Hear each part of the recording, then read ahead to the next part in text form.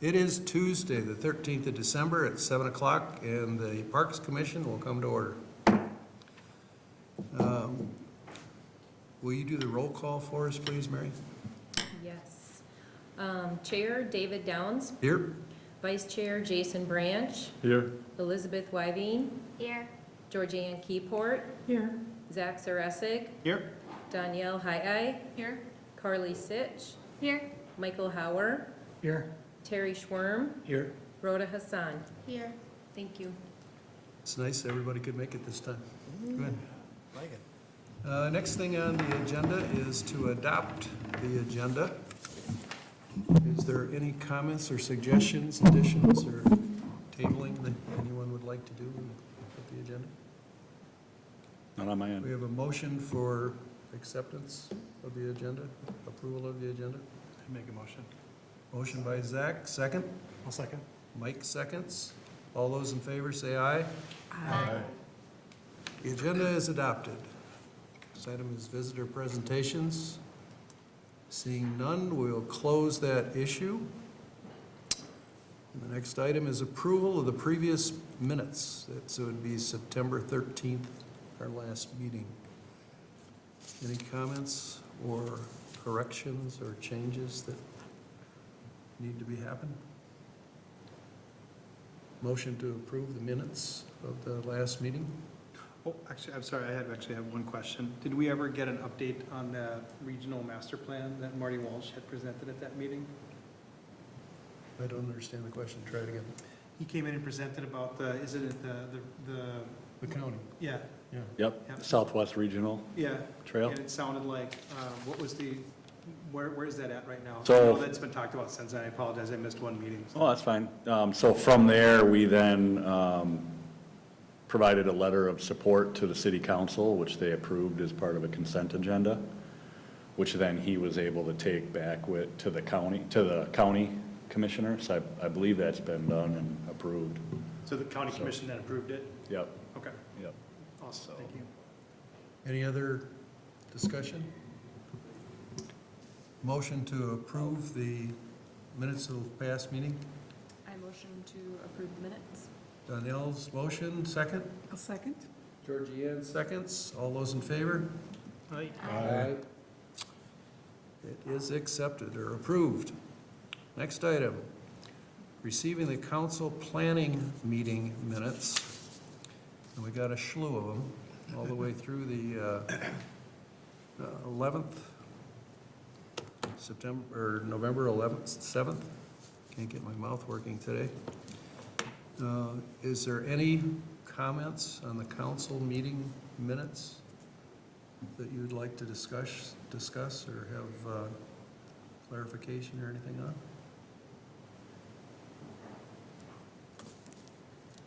The Planning Commission meeting minutes of August 10th, September 14th, and October 12th. Any discussions on those? I just had a question, if we had ever heard from the planning commissioner, Riley, about, he had some comments about the park in downtown Chaska. I was wondering if we'd ever had any interaction or correspondence from that commissioner about that particular concerns that they shared. Previously, yes, so when he expressed some concern when that came forward as part of a consent agenda item with the planning commission, he had followed up with myself and had a meeting with our city administrator along with Nate Cabot to provide him some history and background. Perfect. That, you know, the park commission had taken on that project, just so he was aware of the context and the background, so. Yeah, I just assumed, but I just wanted to get clarification because I can't imagine that anything got this far without there being ample opportunity to be heard on that, so I Yep. appreciate that. Mhm. Yeah, the St. John's Coordinated Park effort, is there any schedule for further meetings or trying to move that forward at all at this point? Well, nothing formally scheduled, but Nate Cabot and I have had some recent conversation, just kind of from the aftermath of that development going in, and we know we need to kind of resurrect those discussions with St. John's to see what opportunities exist for, Would that be something that would probably be best be done in the spring, or is it something that can be done prior to that to move forward the discussions? I think, any time is appropriate. In fact, that was something I was gonna mention for January, is for us to have a work session and kind of develop a little bit of a work plan for the year, and so that could potentially be a topic on how to approach that. Yeah, that would be good, Conversation. setting priorities and what we want to do and then going forward. Yep. Good. Any other discussions about either the city council or the planning commission meeting minutes? Hearing none, we will receive those minutes as is. Moving on to item number 7, action item. We need to recommend to the city council a chair position for next year and a vice chair position for next year. So if we could have nominations, discussions on that issue, what'll happen is our recommendation will go to the city council, and then hopefully in their January meeting, they'll approve it. And we'll go forward next year with the chair and vice chair that we choose. Are the current chair and vice chair wanting to resume their roles for next year? I'd be more than welcome to Yes. retain the position. A coup might be in order.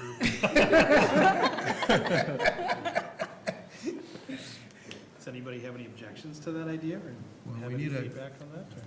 Yeah, it probably needs to be discussed, and then there needs to be a nomination and Are there, approval of the nomination. I did see a post, I think the other day for, was it three open positions on the Park and Rec board? So, this is my first year kind of going through it, so I guess, I don't know if people are rotating off, or are they just at the end of their terms, or, Yep, so I can explain that. So there's 3 of our current members who are at the end of their term, so they're technically open, however, they're eligible to reapply. okay. So Georgianne Keyport and Zach Saresig are at the completion of 3 years, so their first term. But then they're eligible to reapply for another 3 years. And then the maximum is 3 terms for a total of 9 years. Okay. And then Rhoda is our youth representative, and that is set up as a 1-year term. And so it's my understanding all 3 are interested in reapplying, but they just got to go through that process with city council for it to be official. Yeah, they have to go for an interview, and they ask a couple of questions, and then they all get approved. So hopefully all get approved, and we'll have the same city, or the same commission next year that we do right now. That'd be great. Mhm. I appreciate the clarification. Yeah, I'm definitely supportive, and I think you guys are doing a great job, so I would highly recommend you guys stay on as chair and vice chair. Can we have a nomination for chair first then, and we'll have a vote on it? Anybody else, with that said, anybody else interested in the chair position? I think we're pretty set in that discussion. Okay, now I just ask for a motion for a recommendation to city council to reinstate David Downs as park commission chair. I so motion. First, Donnell. I'll second that. Second, Mike.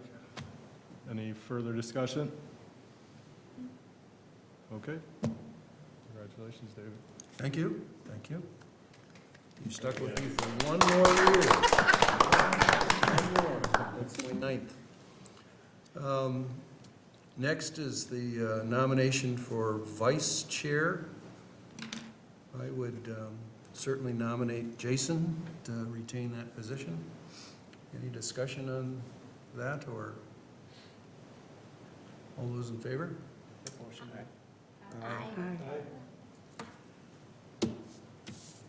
Both go to city council. You'll Yeah. vote that? God, that was tough. So stressful. Next year it gets a little tougher, though. Yeah. Because next year will be David's last, Yep, I'm done. his 9th year. So I'm finally old enough to retire. congratulations. Thank you. Discussion items. Pedestrian and bicycle master plan. All right, good evening, commissioners. You'll have to bear with me. I am fighting a little bit of a head cold here, so I'll do my best to articulate well here. I wanted to provide an update on the pedestrian and bicycle master plan. I've had a recent opportunity to meet with our consultant, Antonio, with Community Design Group, to re-engage him on setting forth a timeline to complete the plan. And so just to kind of walk you through that, we'll be getting the revised draft plan from here within yet this week. And from there, we'll be conducting an internal review of that revised plan, I would say throughout the month of January, early February. And then Antonio will make any necessary updates after that. From there, middle of February, we'll then send it back out to the Planning Steering Committee for their review of the draft. And then also set up an in-person meeting to reconvene the Planning Steering Committee at the end of February. So we can really kind of review the plan together and account for any additional feedback there may be. Marshall, who else on that steering committee right now? It's like 20 people. Oh, it is, okay, so, Yeah, it's quite a few. It's a broad representation of the community. okay. Yep. And so at that meeting, yeah, we'll review the plan, go through any other updates or feedback. I'd like to plan some sort of future kind of community celebration once it gets adopted, and then talk through what a 30-day public review process will look like. So then from there, we'll turn it around, and generally throughout the month of March would be that public review process. And then coordinate a joint work session with the Park and Rec Commission along with City Council during the month of April. And then from there, bring it back in May for a recommendation to City Council for adoption in May. So that's kind of the timeline we've laid out. I think it's realistic, gives us some good time to continue to kind of flesh out the plan. And, you know, I know it's taken a little longer than we originally anticipated, but I truly believe that the plan's actually going to be a lot better just by taking our time and incorporating more things into it. In the back end, we continue to meet as staff. Really, a couple big things we're working on is identifying all of the potential trail projects in the future. So where there's gaps in our system, along with where future trails will likely be established to accompany the new growth in Chaska, so that we can kind of visually see them on a map, and then from there be able to, you know, work with City Council from a budget perspective on which projects we want to seek funding for. And then also with it being identified in the plan, it gives us more leverage if there are grant opportunities out there as well. And then the other map we're working on would be identifying our primary routes throughout Chaska. So those, when I say primary routes, from my perspective, those would be the ones that would receive trail wayfinding signage on them. One of my struggles with a lot of trail maps that you see out there is they're just so sophisticated, they're very hard to read. And even here in Chaska, we got an amazing trail network of almost 70 miles. But if you just look at all that, it can be kind of difficult to figure out which trails to use. So my goal is to figure out a simplistic way of identifying primary trails and kind of bolding them on the map, that if people were to generally use those trails, they're gonna get to the major destinations and connect to the regional trails and whatnot, but yet still be able to kind of figure out and explore the other trails within. So, so those are a couple things we're finalizing to try to get into the master plan. And then recently had a meeting with Pat Stieg from the county to understand some of the available funds through the SHIP grant. So if you recall, those SHIP funds actually helped fund the cost to work with the consultant to develop the plan. But there's more SHIP funds available that can ultimately help support some of the recommendations in the plan. One of them being wayfinding signage. So to me, I think that might be an initial goal coming out of the adoption of the plan, is working towards putting signage out on those primary trails that we identify. So.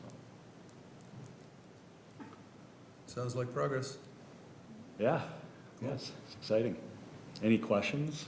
Have we ever Comments? considered like adopt a trail stretch programs? If neighborhoods might be interested in the opportunity to potentially get some guidance on what would that look like, what sorts of things could they do, getting rid of invasives that are along it, making sure that there is signage. It could be an interesting thing to look at. Yep, Dedicating some funds to if certain neighborhoods are interested in it. yeah. Yeah, I think that would be a great thing to look at. I think there's a lot of opportunities, like adopt a park or adopt a fire hydrant, adopt a, dog poop station or whatever. There's a lot of those opportunities out there. And I think, there's maybe some more potential for that with a new position that the city's gonna be funding next year, which is a community engagement coordinator. And I think the idea there is really to generate opportunities and interest for volunteer-based programs like that, for people to really engage within their communities, so.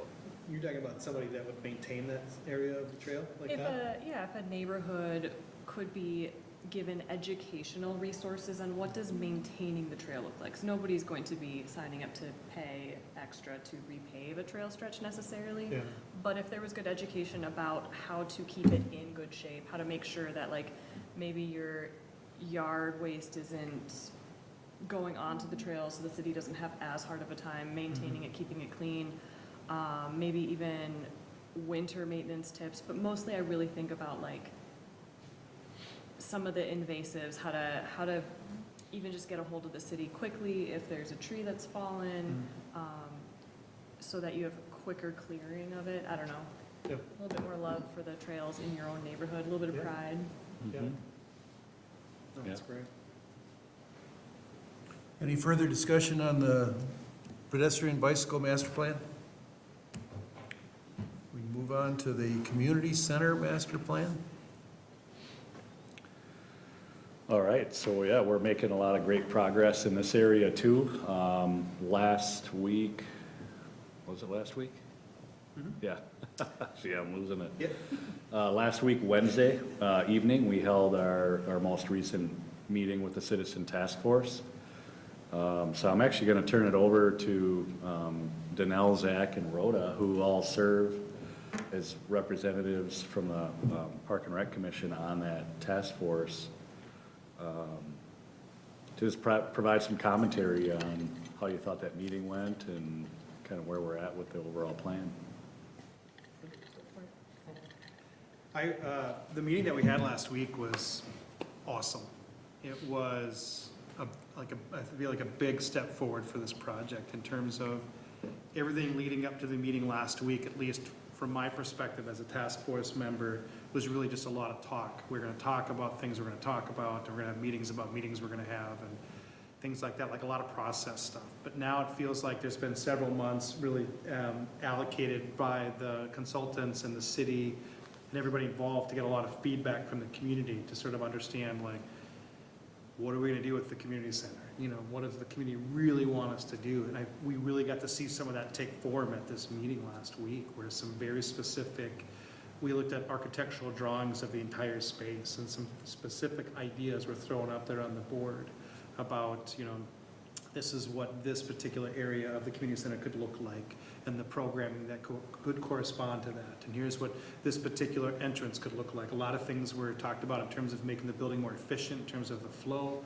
Yes, parking was discussed on some level, but, you know, everything from, you know, maybe reallocating where, you know, if you're coming into the ice area, specific for ice, you come in this entrance, otherwise everybody else comes into this specific entrance. Like, a lot of things were really given towards making it a more efficient space, a more safe environment for everybody, modernizing it, allocating more space towards this, and, you know, more opportunities for programming for that. But really looking at what can we do with the existing space, and then just thinking more along the lines too of what are some potentials, like if we need to add on a little bit more space to support more fitness programming, more aquatics, whatever it may be. Just a lot of great things really coming to light finally, and it was awesome. It really felt like that was a meeting where we got over a huge like hump of, okay, now we're starting to see some stuff, so it was great. One of the main emerging themes that built up to this was almost across the board through all the different focus groups, people identified fitness was a huge priority, as well as renovating / expanding the swim offerings in area. And that was, of course, aside from all of the major renovations and deferred maintenance that have to happen. But we really left 2 meetings ago feeling like, yeah, everybody's fairly well aligned, not even just fairly well aligned, it was very clear, like these are the 2 priorities, with some close 3rds, 4ths, 5ths, but it was nice to see how the group came back with renderings of how those 2 main concerns by the community would be addressed, with, again, 3rds, 4ths options and such, and I agree, it was really energizing. Yeah. Right. Anything to add, Rhoda? I definitely agree with Zach that it was a big step, because it was the first time that I understood everything that was being thrown at us. The visuals and the floor plans were definitely helpful, and I think that the space is being used to its full potential.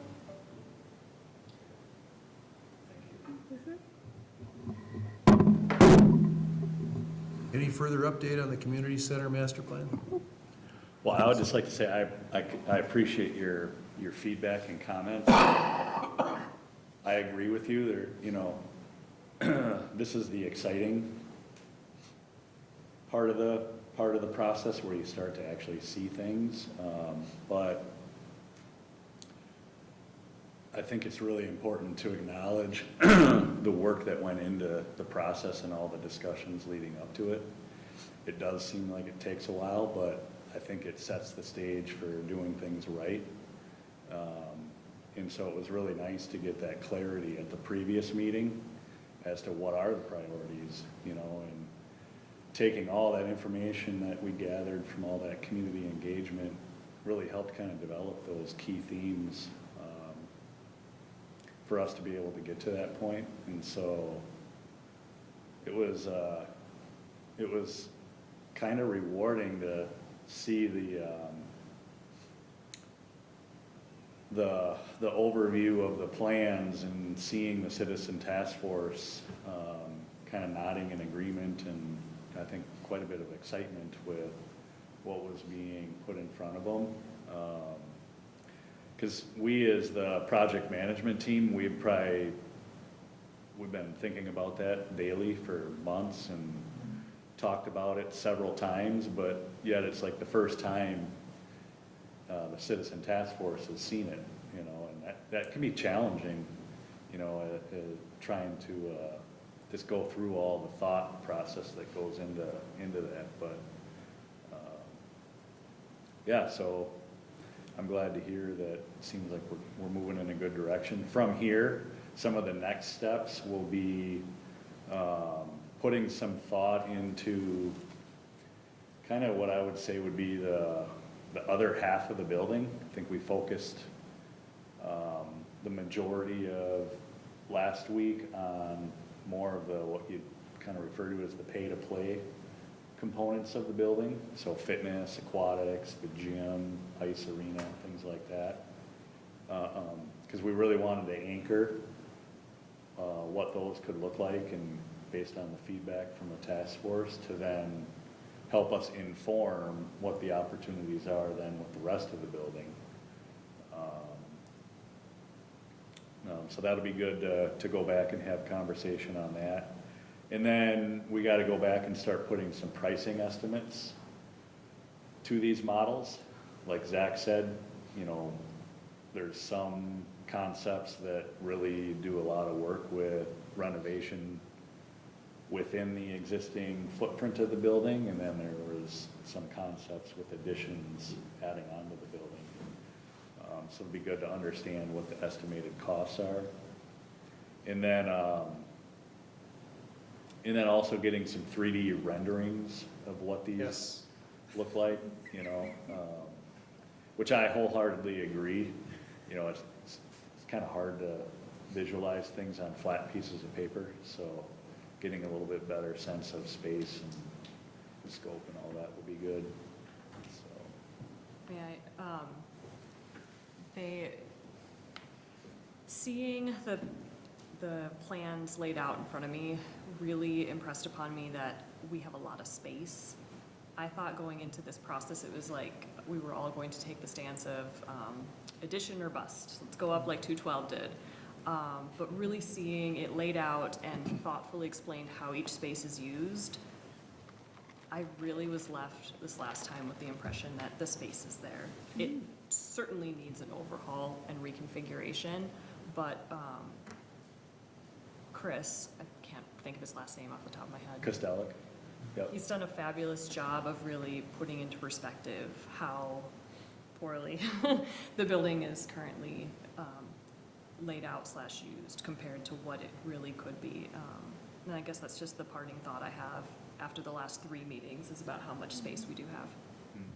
That's good to hear, because going there for like my young life and now with kids, like I just don't see it. I mean, that's not what I do for a living, so I can't visualize stuff like that, but that's good to hear. That was my impression.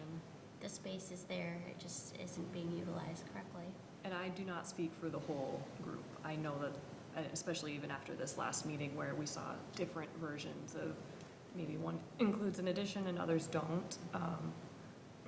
But I have felt for the last 3 at least that there's a lot of potential to meet our community size. But It almost felt like these consultants, like Chris and Tony and Jeff? Jeff, yeah, they worked with facilities all over the country of this type, and they have a great perspective on, you know, they can come in and tell us, like, listen, you guys have the space, but here's what you might consider doing based on all this community engagement that we've received through you guys. But also then looking at, well, we could do this in phases, like maybe we do a remodel of the building, and then maybe there's an opportunity to put some of these things in later, because the building was built with a certain amount of people in mind, and when the community center was built, the population of Chaska was less than 10,000, wasn't it? Yep. Yeah, right. Now we're over 20,000, and we're only continuing to grow, and so we've grown to a certain capacity. We can maybe just, you know, remodel, make some more better configurations, more efficient configurations in the existing space to accommodate a lot of our needs right now. But maybe there's opportunities to sort of like rough in for something down the road. But just, it's gonna be great to see those 3D renderings. I just want to go on the record again saying that. So. I kept pounding at it at the meeting. We're gonna see a 3D rendering of this. So I promised at the end of the meeting we were gonna get one at the next meeting. So. Yeah. Yeah, the next phase with community engagement will really be fun when you have all the options and, you know, things to go through. And there'll be, I imagine there's going to be an awful lot of input into those, which is great. Yeah. It'll be really good. Yeah, because once the citizen task force gets to a point where they feel comfortable with what's being recommended, we then plan another public open house type of event to get community feedback. Yeah, So, that'd be good. great. Anything else on the community center?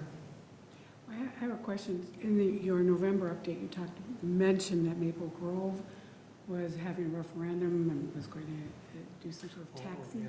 Yeah, Has that been discussed, or is there any appetite in this city about, I mean, if we have enough room, that's great, but costs and whatnot, you're in the process of thinking about budgets, but is there any appetite? yeah, so we're having some conversation around that at the administration level. I think it's one strategy for sure. We're gonna have to have some more discussion with city council around that, because there is definitely a process to do that. We'd ultimately have to get legislative approval to pursue a local sales tax, and then that's then required to go to a referendum. But it definitely has been what I would say is the trend for parks and recreation related projects as of recent. So this last election cycle, there were actually 21 projects across the state of Minnesota that pursued a local sales tax option that were park and rec related, and 18 of them passed. So you referenced Maple Grove, they were one of them. So they've just completed their community center master plan, and so they pursued a $90 million sales tax option that got approved. They're also waiting on, I think their overall cost estimate was $117 million. So they've got some additional funding that they're pursuing through bonds. So they're waiting on the bonding bill. Isn't Chanhassen also considering a sales tax referendum as well right now? I've heard that they're looking at pursuing that in the future. But yeah, like I think Edina had a couple projects that got approved through sales tax, and a few others throughout the state. So yeah, I think it's something we certainly got to have discussion on. Along with what other strategies might be out there for supporting it. If I can go off on a tangent a little bit on that. Marshall recommended that I look at the last council meeting for the truth and tax session that they had. I don't know if anybody else here has seen that, but it is really, really good. I mean, Matt Podorowski did an outstanding job of going through and setting out all the things that we're looking at and why and that, and there was great discussion, great graphics on the thing, and explaining the whole shebang. And I think it was well over 2 hours. I want to say it was like 2.5 hours worth of this stuff. But when you're done with the thing, you understand everything, why the city is doing this and how they're planning it and that type of thing. So it's very educational. It's for all the service buildings that they're looking at? Right, Yep. right. That was the biggie, of course, on the tax. And they had some people in the audience that came up after they were done. They had the input from them.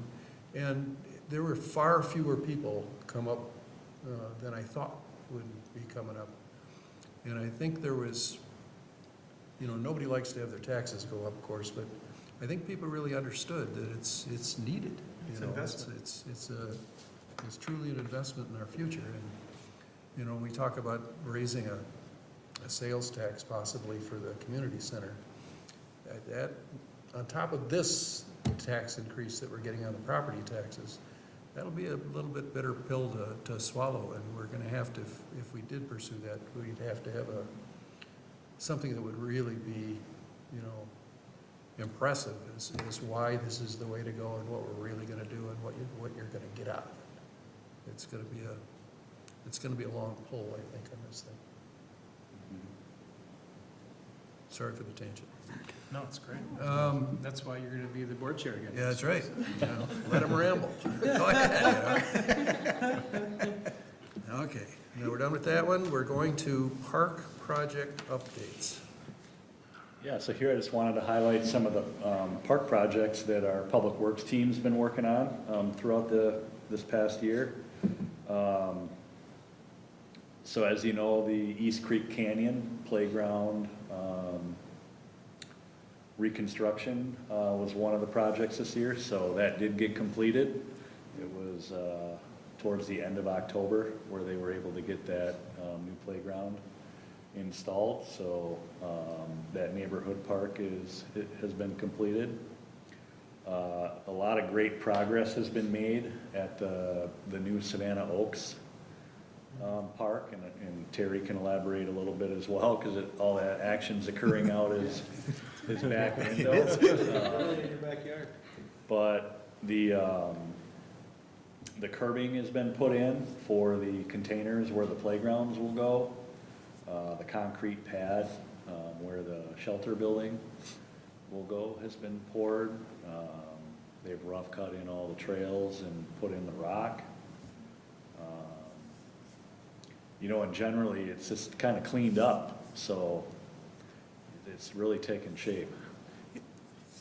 Yeah, I would agree with Marshall. It truly has taken shape over the last, really the last 10 days. I mean, they poured, the curbing and things for the playground were a while ago, but Public Works crews, as soon as, I think Robert Thomas finished some rough grading, the Public Works crews over the last week to 10 days have really been in and basically subcut all the trails, come back with the rock. You can see all the trail formations throughout the site right now. It looks really, really good. And they've got a couple piles of dirt that they need to do some grading on yet, and it's not clear kind of where the sod versus kind of the more natural plantings are gonna go yet, but with the trail segments, it's just really, it's gonna be really well used. I think people are gonna use it for walking, and I think the park and the playground will be very popular. And I also know some crates got delivered. I think Marshall said it's probably the shelter structure is out there right now, because I see some crates and some, I think, support structures. I wasn't sure if it was some of the playground equipment there already or the shelter, but Marshall thinks it's probably the shelter, so.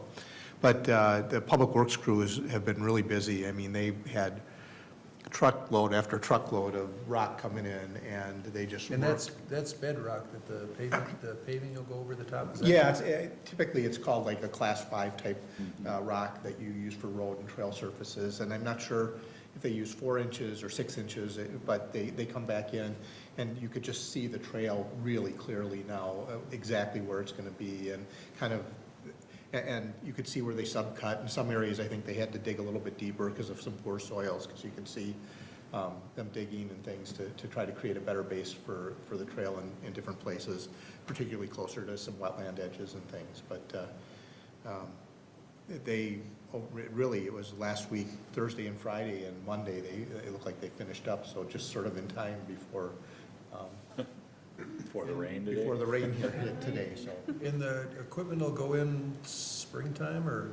Yep, that's the plan. So- What I was told is that the playground equipment will probably be closer to summer. They had Oh, is there a backup? there's some delays in terms of when they can install it and things, so I think it may be June or July even to get on the schedule for the playground equipment. I think the hope was to have it in the spring, but I think it may take a little bit longer for the playground equipment to get in. Okay. Terry, now that you can clearly see where the trail is gonna be, have people been generally a little bit more accepting, or are they still very concerned? I think it's about a 70-30 split, probably, of the people in the villas. There's some people that are very concerned and don't like the loss of privacy and feel like it's pretty significant. But I think most people are excited about it, or at least neutral about it in terms of how they feel. I mean, I haven't heard any complaints, and I know some of the neighbors that are probably most vocal, and there's some people that just wanted it to remain natural, but it really is the most logical place for the playground, and And some, you know, I mean, but it was always noted by Robert Thomas when we bought our homes that this was gonna be a park, and they said, and they didn't say exactly where the amenities, it just said amenities to be determined by the city, but, you know, I actually called Marshall before I even bought there and said, you know, where do you think you're gonna be putting things? And he sent me, you know, kind of a, you know, just a general plan. It wasn't anything as detailed as what we ended up with, but the area where they showed the playground and stuff is consistent with what you sent me way back when. So if somebody really wanted to know, they could have reached out and done that. And Robert Thomas didn't really communicate that to people, but they did say that there were park amenities that are gonna be determined by the city. And I was just curious if seeing where it is has helped. I think it has anyone helped a lot little. of people, and I like I said, I think people will be very supportive of it. You know, the group of people that live in the area generally tends to be pretty social, so I think they're actually gonna like people coming through and walking on the trails and things, so I think it's gonna feel really nice. What do people think of the name? What do your neighbors think of the name? They haven't, I don't think they know the name yet. Oh, okay. I don't think they're probably aware of the name yet until the park sign goes up, so, but I think they'll like it. They don't watch our meetings. I think I'm the only one that watches our meetings when I can't be here, so. Consternation about that name, yeah. Great debate. It was. Well, that's gonna be an exciting field trip next summer for sure. Yeah, no, it will be. It'll be fun to, Do a little opening. Need some advance notice on the field trips. Yeah, right. This last one, right? I know, you're the one promoting them and then you weren't I even know, around. and I love my daughters and going to Montana with them, and I would have pushed it back just to make that to trip. have beer and wine with people. Anything else on park project? I guess, well, one other thing too is if you get a chance, go over and check out Lions Park. So a lot of great progress is being made on the park shelter building there as well. So the majority of the exterior has been completed, and so they'll start transition on some of the interior stuff over the winter and next spring. Cool. Next item is Chaska Pond Hockey 2023. All right, so if you haven't heard of this one yet, this is a new community event that we're planning. So we are partnering with the Chaska Rotary to put on this event, which ultimately is gonna serve as a fundraiser in which all the proceeds will go towards the Miracle League field that we plan to build in the future Southwest Community Park. So this year's event is gonna be Saturday, January 28th. And this year's event's really intended to be a small-scale trial, is what I would say. We've never done a pond hockey event before, so it's kind of meant to kind of figure some things out, build up a little bit of excitement and awareness about the event, build up some photography and marketing, and then kind of build it up then into the future years where it'll be a full weekend event. That'll be a focus on youth, so it'll be a youth-based pond hockey tournament. So this year's plans, what we have in store is we'll be putting out 4 pond hockey rinks out on, so this is all occurring at Fireman's Park. So it'll be 4 rinks set up, and we're working with CCHA, and so they're gonna work with all their youth hockey teams to program those 4 rinks. The event is gonna be from 9 a.m. till 5 p.m. that day. And then we'll still have the skating loop that we typically have, and we're really trying to depict this as also a community skating event. So trying to encourage the community to just come down, skate, take in some youth pond hockey, along with some of the other events that we have planned. So we're looking at having fire pits out in the park. We're gonna have a DJ playing music outside, kind of emceeing the event. We'll have some winter-based activities outside. And then within the event center, we'll have Crooked Pint will be set up to offer food. The bar will be open. We're gonna have hockey-themed movies up on the big screen. tables for people to just kind of hang out and eat and warm up. We'll have some other like indoor kids activities. And then there'll be some vendor booths as well. So Rotary will be there. They'll have some raffle tables and whatnot to try to fulfill some of the sponsorship stuff and the fundraising. And then I think we're gonna have a couple of food trucks available outside as well. So I think it's gonna be a really fun, just kind of winter ice skating community fest. So the rain currently is not helping us, but I'm hoping after this it starts to get cold and we can actually produce some ice, because that lake in general can be a little bit difficult anyways, because it's got some aeration in some locations. According to Brian, I think we have 3 inches as of now, and we need about 10 to really feel comfortable putting any equipment out on the ice. I think next weekend we'll add a few. Yeah. I have a question, Marshall. Is there any opportunity at this event to have community education about how to maintain a backyard pond, a hockey rink? I see several people in the community that drain stormwater ponds and creeks to fill their own backyard hockey rinks, and it would be great to have input from different resources that we have within the Public Works Department to like, what should you do, what shouldn't you do, how to be good stewards of your, environment while doing that for your family. Mm-hmm. Haven't thought about that. That's a good idea. Maybe we can get together and I can understand a little more how we could maybe put a booth together. Even just an informational booth might be something we could put together. I don't know anything about hockey. I'd be a terrible advocate for... I'm not the most up to speed on that stuff either, so. Check with Brian. What's that? Check with Brian. Yeah. Maybe he can put together a little. What movies are you gonna show? You talking like Miracle and Mighty Ducks and that kind of stuff? But probably not Slapshot. I was just gonna say, hopefully, he's actually gonna put in a vote for Slapshot. Just have that be like after a certain time. Yeah. It does correspond with Hockey Day Minnesota Day. I don't know if they're obviously just coincidental, but I don't know if anybody has a contact at Valley Sports. I mean, maybe we can get some sort of feature for next year. It makes it maybe something bigger. It's awesome. Good idea.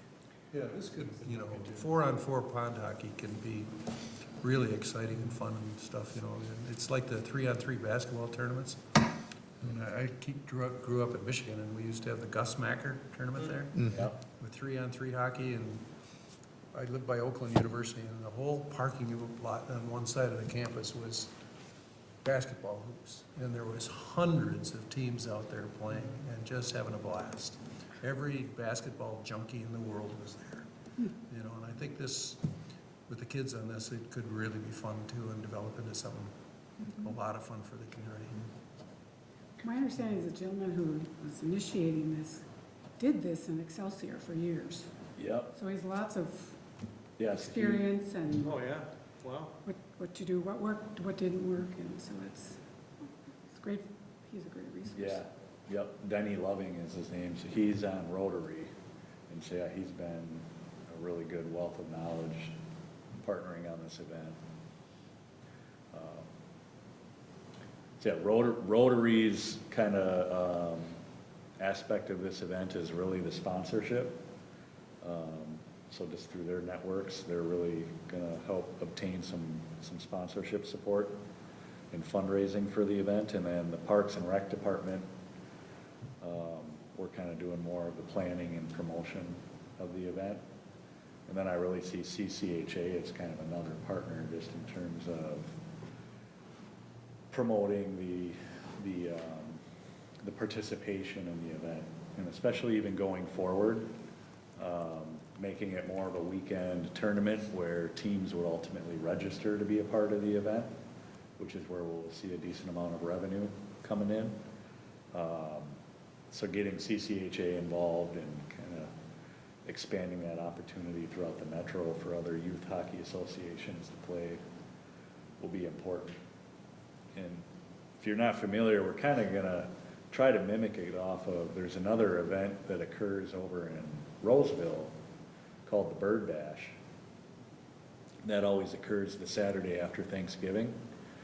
And so Roseville, if you've heard of the Oval, it's a huge outdoor refrigerated ice rink. So they put out 12 pond hockey rinks, and then they run 3 sessions in the day. And so each team that registers gets 3 games within that session. So yeah, they're bringing in 72 teams in a day to participate. It's pretty impressive. Something to aim for. Yes. Anything else? Nothing further on that item. Item 8E, department happenings. All right, so a couple other things to mention. So I am meeting with Brett, who we've been working with at Landscape Structures on the Universal Design Playground that would complement the Miracle League field. So he's recently submitted a kind of initial draft of a design. So I want to be getting together with him on Thursday just to go through that and then talk about what are some next steps to bring that information back to the design group, likely sometime in January. Next week, Public Works will start the flooding of the outdoor ice rinks. So hopefully those will be up and running in time for the holiday break. And then just some exciting things going on in our department to look forward to. So coming up on Friday, December 16th, we have the Ugly Sweater Open Skate at the community center. So wear your ugly sweater and you get free admission into the open skate that night from 7:15 to 8:30. On Saturday, December 17th, we have the Brewski's Holiday Concert in the theater at the community center. So really encourage you to take a look at that, and looks like it'd be a fun festive event. It's a couple, I think it's a brother and sister duo that play holiday music. On December 18th, we have a holiday movie night. So it's a free showing of Happy Feet 2 that's going to be at the event center from 4 to 7. And then on December 28th, we're going to be hosting a New Year's Zumba glow party at the community center. So some fun things to look forward to. And then again, as I mentioned, you know, my thoughts for January, because there's probably just not going to be a whole lot going on between now and January for significant content to have a regular meeting. So we'll look to communicate out to do a work session in January, and we can kind of just get some ideas on the table for things we want to accomplish next year. You gonna invite Brian to, Yep, I'll Come see into if he's that as available well. to come that night, for sure. yeah, that'd be great. Yep.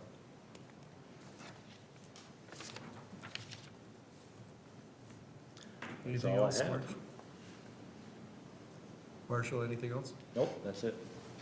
Next item is number 9, is the roundtable. Can we start off at that end? Not a whole lot, just thanks to the Public Works crew for all their hard work in getting the park put together, the Savannah Oaks Park. They're really doing a great job.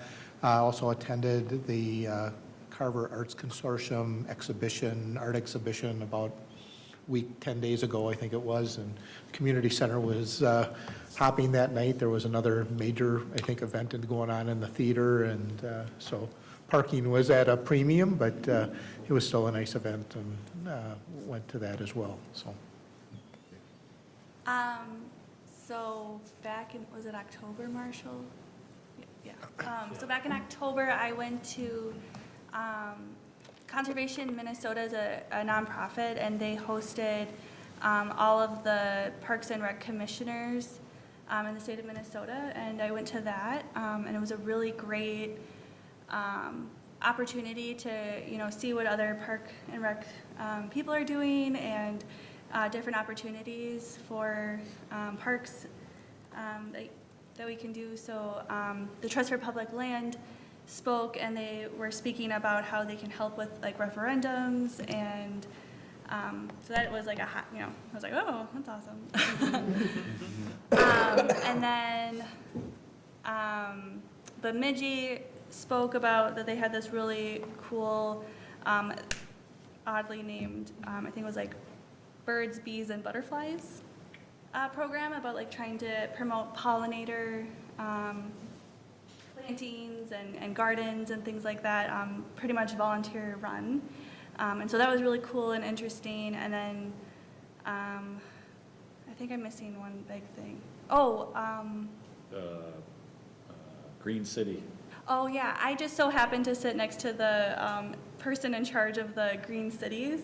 And so I got to speak with her at length about how, about Chaska and all of the things that Chaska is doing, and she really thinks that Chaska is already doing a lot of things that align with Green Cities, and that it's something that, like, if the city chose to, that they could probably pretty easily pursue if they wanted to, but it just depends on how much, like, if the city's willing to do that or not.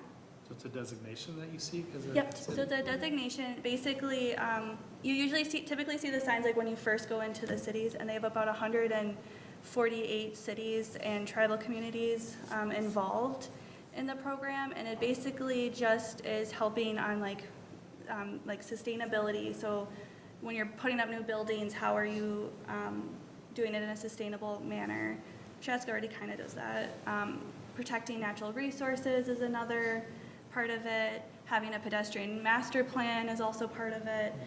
So it's basically just taking all these key things that Chaska's already doing and just kind of getting a good designation for it. And I think it opens up some grant funding. I'm not really sure about that too much, but Chaska's already kind of doing a lot of this stuff anyway, so it might be something that that we pursue. There's a number of cities around us that have Yeah. that Shakopee. I talked to actually the Shakopee people who Yeah. do Green City. I'm like, what do you benefit? How do you benefit from that? And I kind of came to the same conclusion that Chaska has a lot of programs and things in place that sort of get to the same thing. And it's kind of like a designation like bike friendly, Mm-hmm. so there's some benefits that come along with that. But it sounds like there's some duplicity of programming there. Yeah. But it sounds like a great opportunity to be Yeah. considered. That's how it started. She was very excited. She was like, I don't know why Chaska isn't doing it. I was like, So who spearheads something like that for the city of Chaska then, to pursue that? I don't know. Go through the city. That I person think- sitting in this room right now? Well, I think a lot of the applications seem to be quite similar, like the bike-friendly. It's, This might have some of the same categories. I think that Walk America application where you can get funds to help increase kids walking to school, that has some of overlapping things that the Bike Friendly asked for in their application. I wonder if we couldn't just kind of work on all simultaneously at some point. Yeah, I'm generally familiar with green cities, but I don't know all the details of what goes into it in terms of applying and maintaining it. But certainly worth exploring. Like you said, I think we're probably already hitting the mark on a lot of it. The city just hasn't really pursued the recognition for it, I guess. it's actually a program through the League of Minnesota Cities, the Green Step Cities program, and as you noted, there's a number of cities that are involved in it. The biggest challenge is trying to find a staff person, because it can be a little bit staff intensive to put together the applications and the forms, because they expect you to kind of update them annually, and you know, the toughest part is getting them done the first time, and then you continually can add to them because you're usually doing those things. And Chaska probably is doing a number of things that would already qualify it at a pretty high level. because there's different levels, you know, step 1, step 2, and it goes, I think, up to step 5 or 6 Yeah. right now. But the biggest challenge, you know, and your new position, I think you may be involved in this program, working for the city of Eden Prairie now. But I would, so you'll learn a lot more about it. But I know in a city where I previously worked, that we actually had somebody in our public works department that was our environmentalist that was responsible for putting the application in, because it does everything from, you know, pollinator habitat and natural plantings to erosion control, stormwater management. I mean, it runs the gamut. So it's a pretty wide-ranging program, but it takes somebody some time to put it together. Yeah. Well, I guess, you know, is it a program that you want to do this stuff anyway? And, yeah, all the paperwork that goes along with it, you may get a sign of recognition on the thing, but is that worth all the paperwork and the effort and the staff and all that stuff? Yeah. If you're doing all the stuff anyway, Exactly. that's the goal, Yeah. is getting that stuff done, so. Yeah. It's nice to be recognized, but I just, you know, the only caution I would say is you've got to find the right person that Yeah. has the time within their job, because if you just assign it to someone else, because you can't do it kind of haphazardly, you want to do it well so that you can continue to qualify, and it's really identifying that person within the organization that really has that unique skill that can put all that stuff together and gather the things, because it's from different departments and other things as well. So. Yeah. So that's just something that like the city has to kind of decide, like, I guess city staff have to decide if they have the capacity to do that. And if like if there's benefits, you know, cost benefit analysis. I'm sure there's benefit to doing the right things. Well, I just mean about like pursuing, like going through the programming, you know. If there's grant money attached Yeah, if there's like to grant it, money, too, yeah, or a exactly. project that you want to do. Yep, exactly. So, and then he already kind of touched on this, but I accepted a new position with the City of Eden Prairie, and their Parks and Rec department. So, oddly enough. You're sticking with us, though, or are you? Oh yeah, no, I'm sticking with you guys. No, this is my job. So, I wasn't gonna bring it up, but then you said something, so I was like, okay. Congratulations. Congratulations. Yeah, really. You can be a mole for us. Yeah. Exactly. Liaison, please, liaison. Espionage.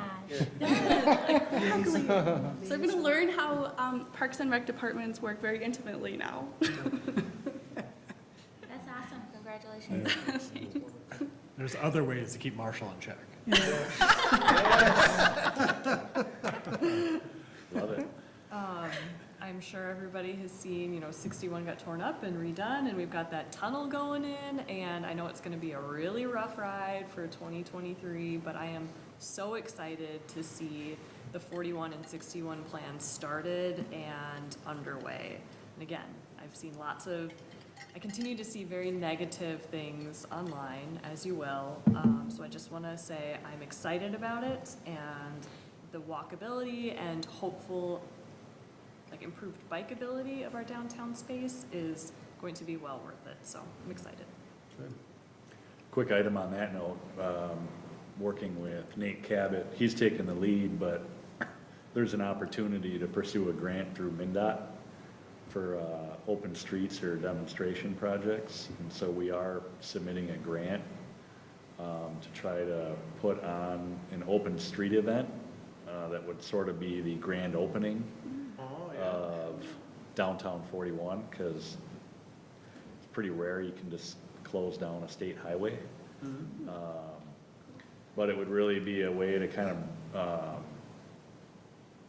sort of unveil the street, and really kind of some of these funds could help us work with a consultant who can work with the businesses to help them understand the new opportunities they have to engage pedestrians with that wider sidewalk. So I think it'll be a competitive grant, but I think we got a pretty compelling story to hopefully be successful in putting on something like that next year. I am looking forward to trying out the batting cages at the community center. one up here. I see that those are now available. I had to ask, Zach Johnson sent out a message, I think it was this last week, announcing the batting cages being open. I was like, we have batting cages? It's great. I didn't know we had batting There's cages. batting cages at the community center. They're right in the gym. The nets just get lowered down to the ground. Oh, Yeah. okay. And then, but you can go on, one thing I will say, it'd be great to have like a thing right on the community, the Park and Rec or Community Center website that you could just, otherwise you have to go through quite a few channels to get to the spot to reserve the times. But you can reserve in 30-minute segments and it's available for baseball or softball. So I mentioned that to my daughter. She's like, can we go tonight? I'm like, I don't know. But I did actually get online today and look and see where you can reserve spots and 30-minute slots. So looking forward to trying that out this weekend. So are you the pitcher or the batter? I don't even know how it works, Marshall. I just know there's a cage, there's a bat, there's some balls. I'm just gonna show up, I'm gonna make it happen. All right. So, yeah. And I'm a cheerlead as well. And I'm gonna work on the Green City designation while we're doing that. So, I noticed when I walked in the theater entrance at the community center, there was a nice big sign about renting a space inside. Is that a new thing, or have I just never seen that before? Like renting space for meetings, events, and that kind of stuff? New, yeah, we're trying Is that a to Chris Lindahl thing? get that out there a little more, yeah. I just say, 'cause I noticed it, and I'm like, no, either that's been there before and I haven't noticed it, or that's a new thing, and so if that's a new thing, let's try to promote, internal Keep it things with our new marketing manager, bravo. Yeah. Maybe you want to rent some space. Outside of that, I've been really enjoying going to open skate at the community center with my daughters. I didn't skate growing up, and so I'm learning how to do it myself, but it's awesome. And now that I hear there's an ugly sweater thing going on this Friday, I'm there. So I really enjoyed going there. It's great. Lots of age groups at the open skate at the community center. I mean, it's like great. You see really little kids, and you see people who are like my parents' age and everything in between, and then there's always the hockey players that are just zipping through everybody, and then the figure skaters going in, and everyone just stops and oohs and ahs, and they'll do some big thing in the middle of there, and it's just great. It's a great community place. So that's all I got here. Nothing for me tonight, David, thank you. Still time to do some Christmas shopping, so just a reminder to shop local. And then I saw something on the Chaska Winter Activities Guide about a winter park passport. And that's going on beginning of January through March 17th. You can go to chaskaparkandrec.com and you visit the local parks, and there's activities you can do to win or get a prize pack with games and snacks and crafts. And I think that's just a good reminder. I know I struggle with getting outside in the wintertime. I don't like the cold. But it's just really good to get fresh air and make yourself get out there. You can play in the parks even when there's snow. My kids get on their gear and still go down the slides and stuff in their snow pants. So I think that's a really great thing for the wintertime. Kind of a reminder to get outside and get some fresh air. That's it for me. I recently became aware of a fundraiser that Rotary and Lions is going to be doing that I think is going to involve Park and Rec, and they are doing a fundraiser to establish a tree nursery in order to support future planting projects. They want to have a community planting projects, for instance, for Miracle Field eventually, but they have identified some city land that they would like to plant a nursery of different types of trees. And they're going to be doing some fundraising. Lions is a big part of this. They, of course, want to plant in Lions, the new Lions Park, but also although future community projects for planting. So I know they've approached several city people. Marshall will be one of them, and I think it's something that would be kind of cool for us to be involved in.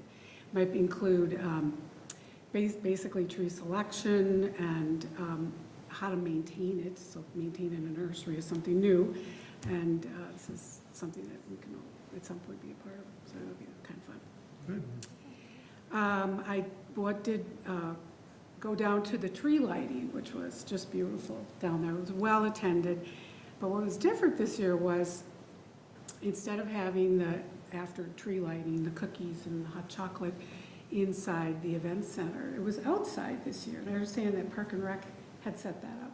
Yep. That was really cool. It was outside. It's cold out, but At first, I was like, oh my goodness, this is not great. But I was dressed, I was like snow pants, big coat, hat, all the things. But then it was great because the amount of time I had to wait for Santa was like shrunk down. 'Cause people did their thing and then meandered elsewhere, so it was not so bad. yeah, it was, well, little kids. And it was a little warmer. Yeah, it was so. warmer, and kids don't get cold. I mean, they're just running around. But it was just, I think it was a great idea to have it outdoors this year. I think that was had the big tents, and it was very festive. Yeah, that big Adirondack chair and backdrop of the tree made it nice. Yeah, it was really very festive. Great, thanks. Mike? Just a couple small things. So I've been utilizing the community center from time to time, so I run into some fellow commissioners there. So that's kind of fun to see, and for me to kind of see what we have, and I think there's some input I can maybe add to plans when we do remodel going forward. And then it was also fun, I know Valley Sports North televised the Chanhassen and Chaska hockey game at our community center last week. Yeah. So that was really cool for, just to see, I didn't go to the game, but the crowds that were there for that game was kind of exciting to see, and good TV time for the rink there. Yeah, So, yeah. it's cool. Yeah. Rhoda? Going back to the event. Let her have the microphone, please. Oh, yeah. Going back to the event on the 28th, if you needed any high school volunteers to help out, I would be happy to send a message through like Student Council and National Honor Society. I definitely think I could get a handful of people who are interested to help out. Yeah. No, the event on the January the 28th. At the pond. Oh, yeah. Mhm. Yeah. Great, thank you. Mary, you got anything for us? No. First, I want to thank you for letting me participate in the commission next year as chair. I'm pleased, and I'm particularly pleased that the people that are, their time is due is coming back. I think that'll be great for us. I think we've got a really good crew. One other thing is, I think everybody got a notice on January 30th. We're going to have a work session with the city council on the naming rights thing. It'd be great if everybody could be there. Before it's a 5:30 meeting, so I understand if somebody can't be there, but it'd be nice to have everybody there to chat about it.